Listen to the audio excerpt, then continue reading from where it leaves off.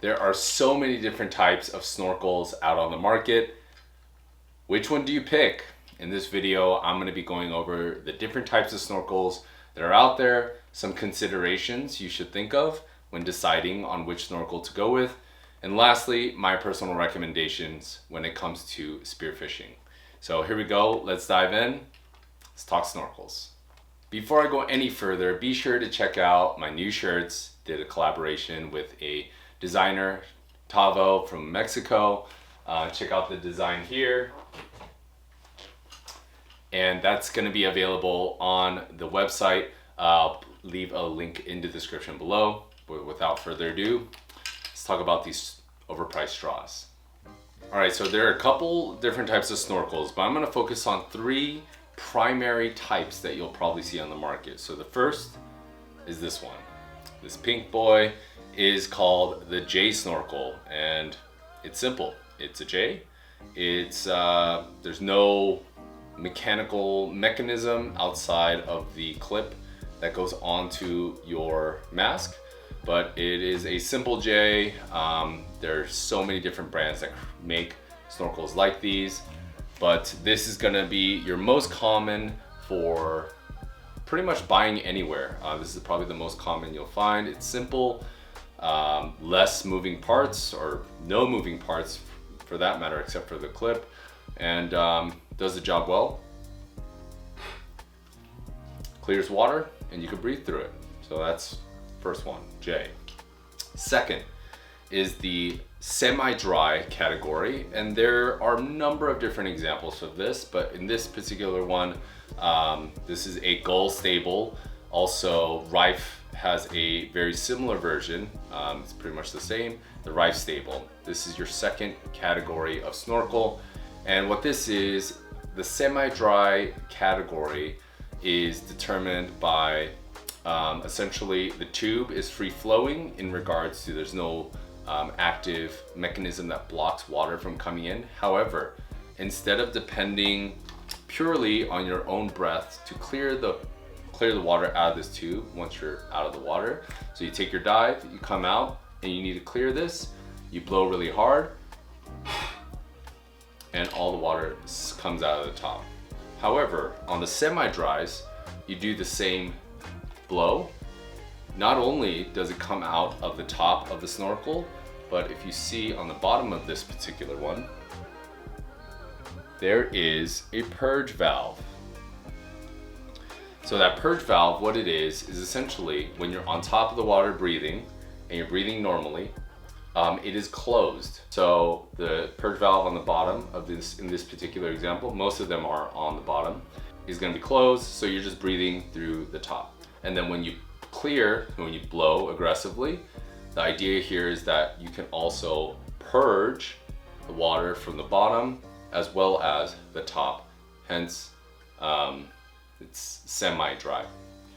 So obviously with the additional mechanism or the purge valve, you have a little bit of weight, and in this particular design compared to the J, it's a little bit heavier. They use various different materials, but I'm not going to get into that just yet. So this is the semi-dry, and as a slight bonus, this one is also a semi-dry. This is the Gull Super Bullet. This one has the same general concept as the one I showed previously. However, in this particular example, this contains or uses two purge valves, those yellow circular devices that you see attached to the snorkel. This contains two. So the concept here is that once you are ready, once you're on the water, you know, you're snorkeling, spearfishing, scuba diving, what have you, you're on top of the water. If water was to come in through rough seas or whatnot, the idea here is that water would first come down here to this chamber. If it does happen to fill, it would go to the next. And then once it fills all the way, then you would start to notice water going into your mouth.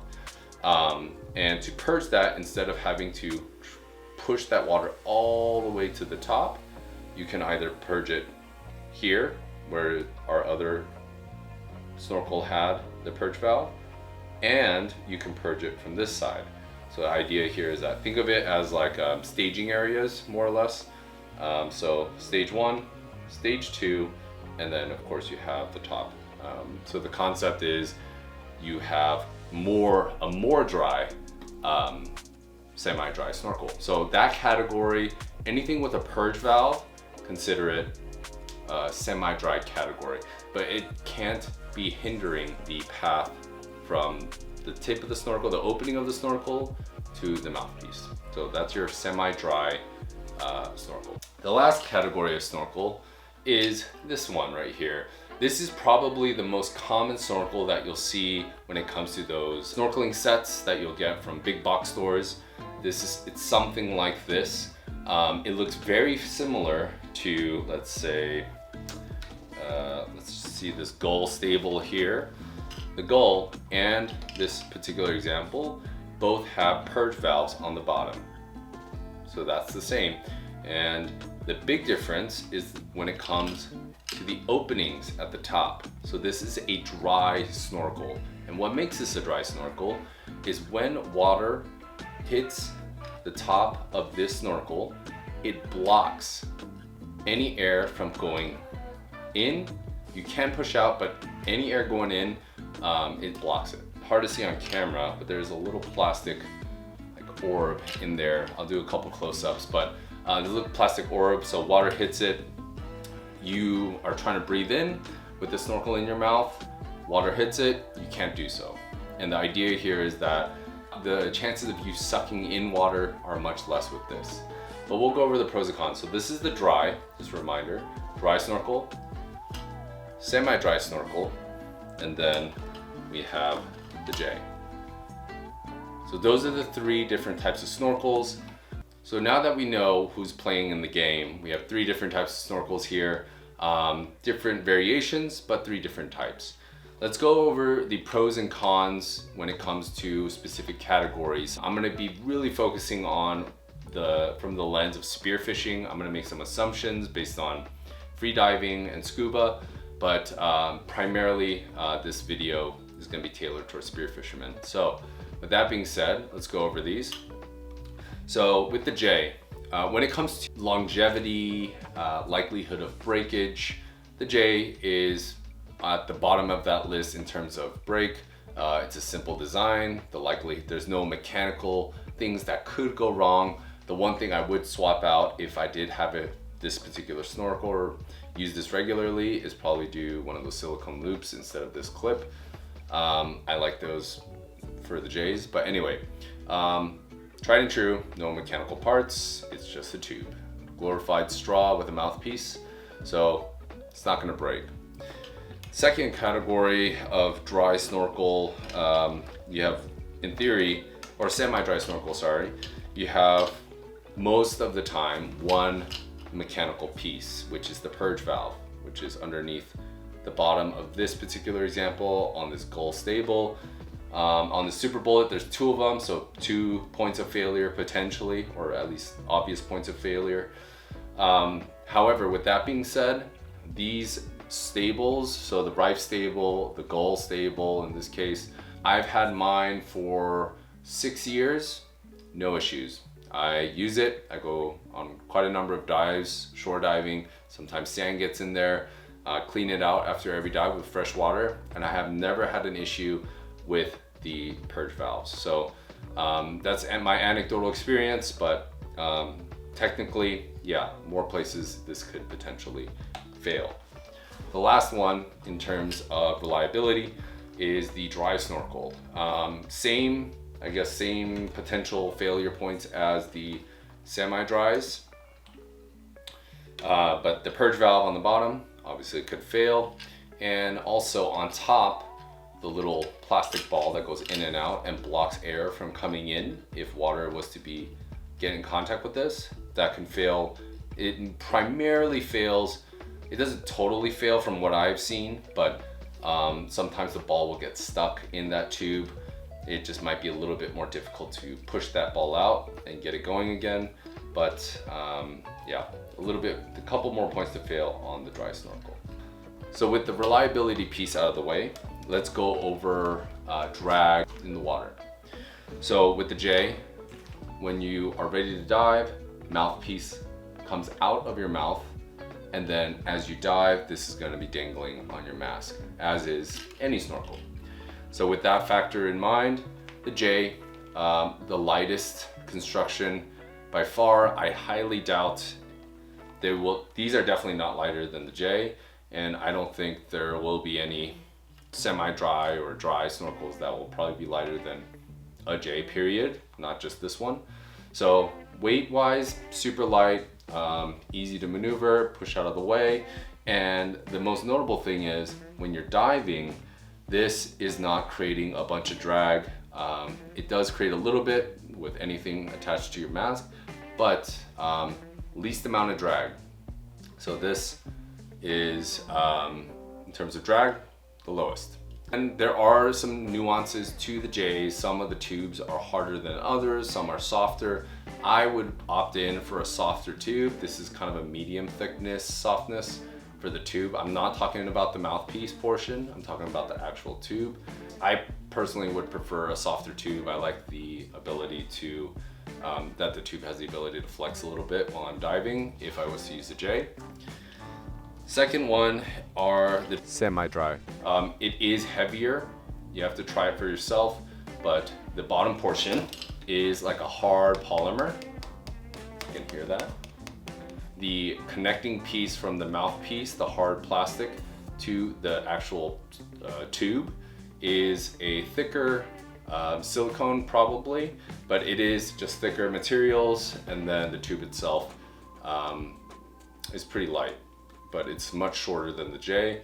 And one thing to note is that most of the J's, the shape of the snorkel is most likely going to be, or the outlet is going to be circular,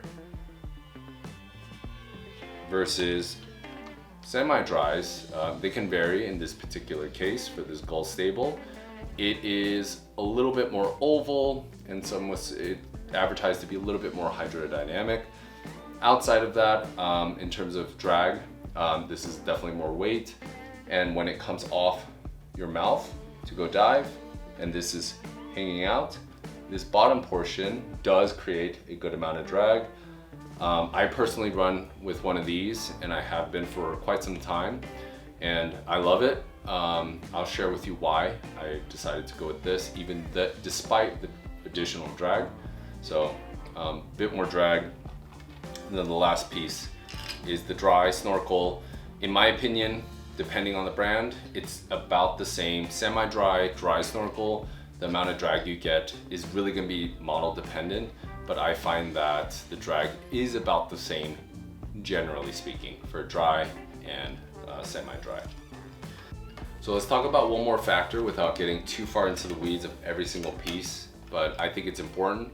It's the mouthpiece. So the mouthpiece, the part that goes into your mouth and stays in your mouth during your entire above water experience, when you're cruising, coasting, trying to be stealthy, or you're just recovering from a deep dive and you need air, the mouthpiece is going to be the thing in your mouth. You want to make sure it's comfortable. So not all mouthpieces are created alike, and you'll notice when you start shopping for snorkels, the mouthpiece shape is different.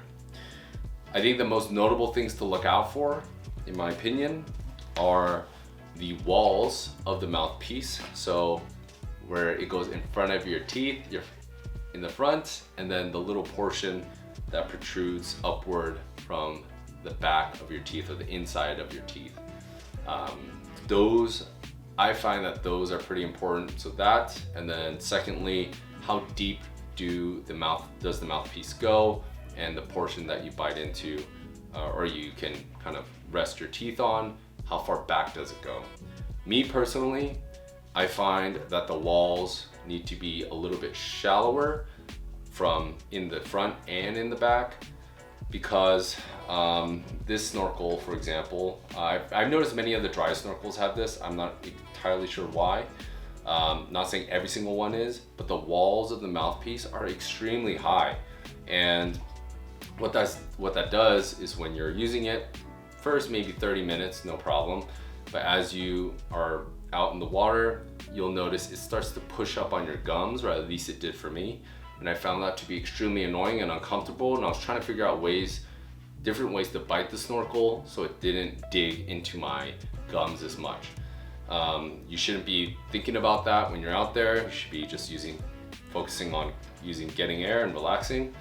And I find that the Rife stables, the Gull stables, and those two brands typically have mouthpieces for me that have lower, I guess, walls on the mouthpiece and don't go as far back. The design is one of my favorites. Many of the J snorkels are pretty small as well. This particular example is about medium, but if you have a, I guess, smaller mouth opening, kind of like me, or I would think so, seems like it, the Gull brand and the Rife stables are great options. These are produced in Japan, and even on the packaging it says mouthpiece designed for Asians. So there you go. I didn't say it, it's on the packaging. So yeah, anyway, mouthpiece I think is very important among other things, but let's go into the recommendations. So for the recommendations, I am going to be primarily focusing on spearfishing for these, but I'll be making some assumptions based on my understanding of snorkels and free diving and scuba diving. So starting with free diving, I think it's pretty straightforward. I think it's the J. I know it's the J. I know because all the videos I've seen from professional free divers, they either use a J or no snorkel at all. So yeah, so there you go.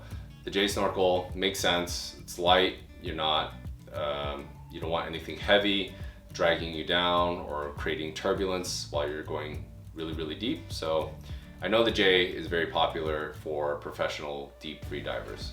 So there you go, that's easy.